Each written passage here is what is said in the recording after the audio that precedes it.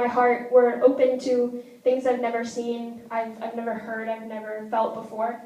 I was in shock of just what we were about to experience throughout the following 10.5 weeks.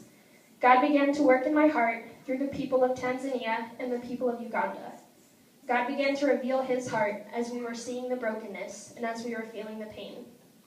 I looked around at the street ministry when a boy had fallen asleep on the cement floor, exhausted from his night on the street, and I asked God, "Where are you?" I looked around at a hospital full of brokenness, not only physically, but emotionally and spiritually, and I asked God, "Where are you?" I looked around into the eyes of a baby girl that was HIV positive at an orphanage for children with disabilities, and I asked God, "Where are you?"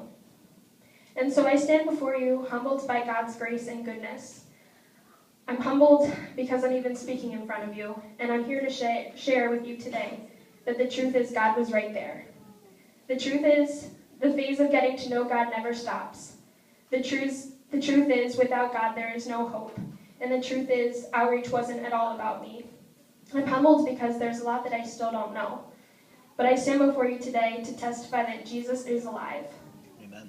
I stand before you to give evidence on how his love is alive and in this room today. I know this because I see him. I saw him in Africa, and I'm seeing him now.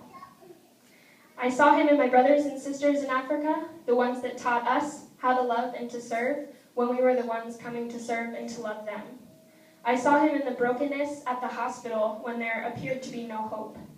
I see him today when I look into my family's eyes and into the eyes of my teammates,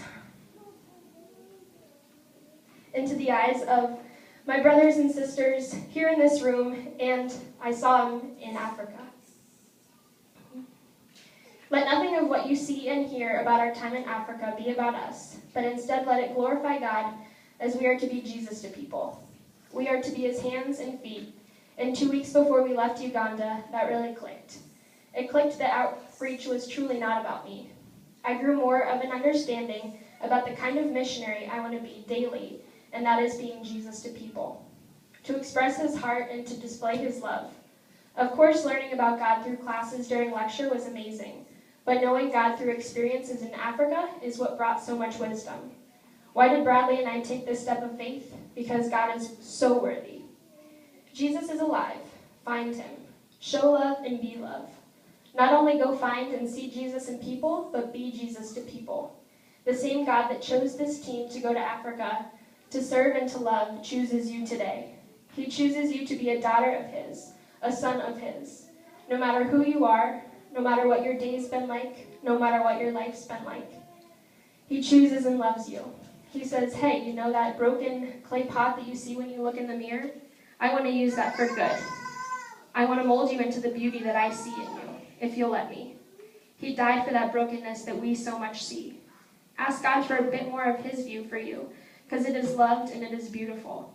Speak value and truth into each other's lives, and speak value and truth into yourself. Let us be Jesus to people.